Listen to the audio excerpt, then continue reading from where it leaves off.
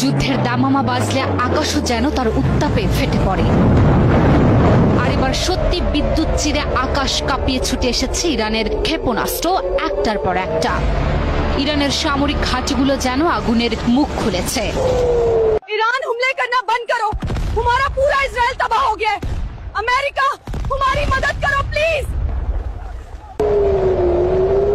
শত শত মিসাইল দিক বিদিক ছুটছে, লক্ষ্য একটাই, দখলদার ইসরায়েল। যেন আকাশ কাঁপিয়ে বলতে চাইছে অপরাধের ফল একদিন ফিরেই আসে। ইসরায়েল যেন মুহূর্তেই পরিণত হয়েছে জ্বলন্ত অগ্নিকুণ্ডে। যখন ইরানের আগুন গোলা আকাশে ঝড় তুলেছে, তখন কি করলেন দখলদার ইসরায়েলের প্রধানমন্ত্রী বেঞ্জামিন নেতানিয়াহু? ইসরায়েল দীর্ঘদিন ধরে যেমন ইচ্ছে তেমনি চালিয়ে গেছে হামলা, কিন্তু এবার চোরের মায়ের বড় গলা নীতিতে বাঁধল বিপত্তি। ইসরায়েলের হামলায় সেনাপ্রধান সহ ২০ জন জ্যেষ্ঠ কমান্ডারকে হারিয়ে ইরানের ধৈর্যের বাঁধ ভেঙে গেলে উঠে আসে শত শত ড্রোন, মিসাইল আর যুদ্ধের গর্জন।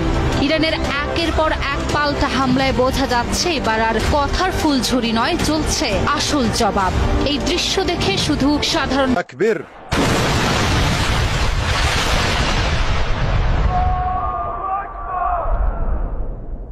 মানুষই নয়, মাটির নিচে লুকিয়ে পড়লেন স্বয়ং ইসরায়েলের প্রধানমন্ত্রী বেনিয়ামিন নেতানিয়াহু।